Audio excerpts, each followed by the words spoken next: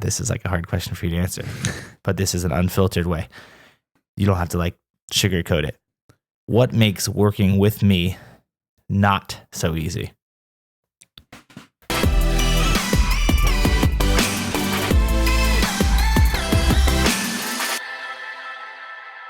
Well, hello, my friends. Hope you're doing fantastic. Thanks for being here as always. Thanks so much for all the positive feedback on yesterday's video. When I was talking to the camera for that long, sometimes I don't know how much it'll actually resonate with certain people, and apparently it really resonated with a lot of you, so that's awesome.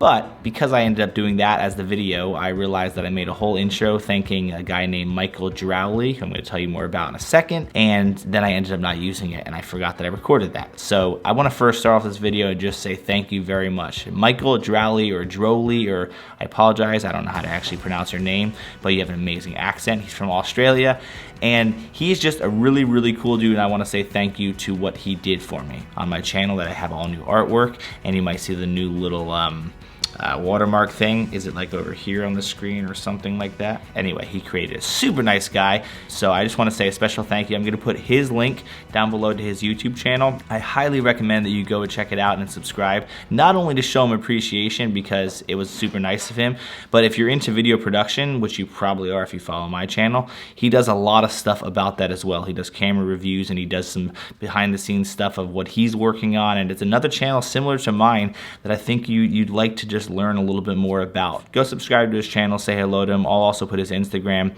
in the description as well. Go say hi. Thanks, Michael, you rock. But I did want to mention a new lens that I got that I think you'll really like, and I want to show you it. This lens, that's a nice looking lens, right? This is actually the Sigma 16mm 1.4, so it's a 32mm 1.4 equivalent. I recently had it for the Sony, and I decided to get one for the GH5, and I really, really like it so far. I've been using it a ton on the gimbal. What I like about it is that focal length is a really, really good focal length for gimbal stuff because it's a very natural look. But the 1.4 aperture allows you to have some really nice depth of field for stuff, even on the gimbal. And because it is native to the actual glass on the GH5, it works with the Ronin to be able to actually rack focus directly in the Ronin itself. It's really, really nice lens. I've been super happy with it.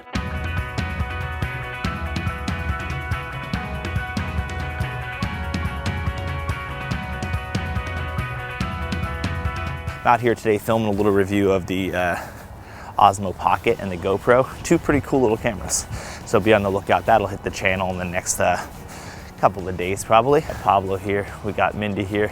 She's rocking the gimbal. It's not the warmest of days. Yeah, like I'm thinking right over here in this little path is like cool, and like just this area, and you can get your little reveal there or whatever, but it's funny that the phone is like 5 times the size of the gimbal. Guys are like, what the heck is he doing? Just a couple of cool little cameras. It's pretty cool that we have the type of technology that we have these days to be able to create for so inexpensive that you could get something like the Osmo or the GoPro at $350 or $400 and create great quality video for very inexpensive. It's just, we're lucky. Every once in a while I like to do actually like gear review tests because I like to do some of the reviews for my own benefit of actually seeing which one is better. I've kind of been going back and forth with whether I'm going to keep the Osmo Pocket, like I'm wondering whether the GoPro makes more sense for me because I can just keep it in my pocket and kind of throw it around and not worry about it. But the Osmo Pocket is a pretty cool little unit too, so I'm still undecided. Hi. Hey. Yesterday we did this whole recording and I forgot to actually turn the recording of the good mics on. So everything we did was completely pointless. You know how much I care about audio, so I just trashed the whole thing. So we're going to start over, do it a little bit differently anyway.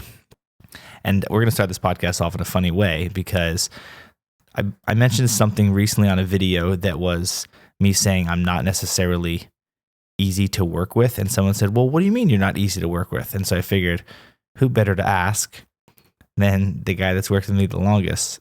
This is like a hard question for you to answer, but this is an unfiltered way. You don't have to like sugarcoat it. Yeah. Oh yeah, first, hi. Hey, thanks for being here on the podcast. Oh yeah, no problem at all. Actually, you know what? Let's put this in front of your mouth. This sounds better. Okay. All right, we're getting this podcast set up. Here we go. Check. So Pablo, welcome to the podcast. Thanks for being here to this mandatory meeting / podcast we're having here. No problem. No problem. The invitation was like this: Pablo, let's record a podcast real quick. All right, sweet. What's it about? We'll just talk. What makes working for me so difficult? Actually, I shouldn't say so difficult because it's not like you are not doing good. Because that makes it sound like you're complaining all the time about working as me is difficult. I think what makes working for me harder though for people that don't know how I actually am all the time. Right. It's not about being difficult. It's more so just about like the hardest part, I would say, is probably just the honesty and the pursuit of excellence, I guess you could say, and sometimes the means to get there. I would say that's the hardest, but it's also the reason why I love working with you, because there's so many people that are too scared of what people may think, or they're too scared. Really, real honest answers, they're too soft. They want to people please. And I would say that as much as you aren't in it to wreck people, you are in it to succeed and to do well. And I think that I actually am in the same boat. Like, I want to pursue the same thing. So I think as much as it's hard to sometimes hear honest truth, and sometimes it's hard to be addressed a certain way, I think the intention behind it is great. And I think sometimes those hard conversations are the only reason I've grown so much. So to answer the question, it's those things that are hard about working with you, but I think I also enjoy them. So it's probably why I'm still here a year and a half, 2 years later. I have a unique way to approach certain things that isn't always the correct way at all.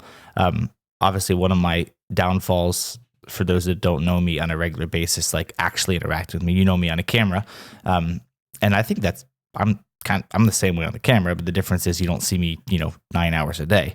That'd be really boring.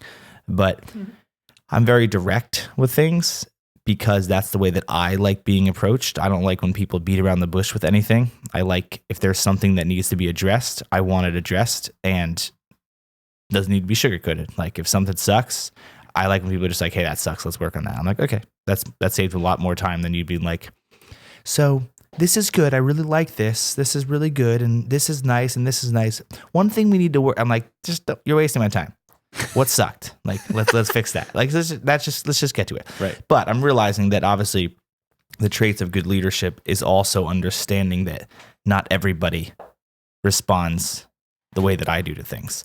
So just because I like getting direct communication to me, not a lot of people do. And so I'm trying to find that balance of, some people need to not have things sugar-coated, but need to just be approached a little bit more gently, because not everyone's my way. I think a lot less people are actually like being that honest. Yep. So I need to get better at that. I think you take that kind of stuff fine, because we've been doing it for 2 years, but it still is not the right way. So I'm trying to get better at that. But anyway, that was like, we jumped right into that conversation. It was real good there. Just go deep real quick. Yeah. So another great overall day. If you like the idea of bringing in some of those podcast segments to the vlog, I would love to know. If you like kind of me taking little snippets of that and explaining kind of a little bit more in that, or if you actually would prefer to see these podcasts, the solo ones that I do, or the ones with Pablo in their entirety as like their own standalone video, let me know that as well, because my goal is to film them in their entirety and then maybe take snippets out of it that I think are useful, like I did in this vlog. But if you want to see them as their own entire thing as well, I'm happy to possibly just put those up as well, because if I'm filming them, I can always use them. So anyway, thanks for watching. Hope this vlog was somewhat useful to you, and hopefully you can take some of these little things that we talked about in the podcast and apply them to your life, and I hope they help in some way. Talk to you guys real soon.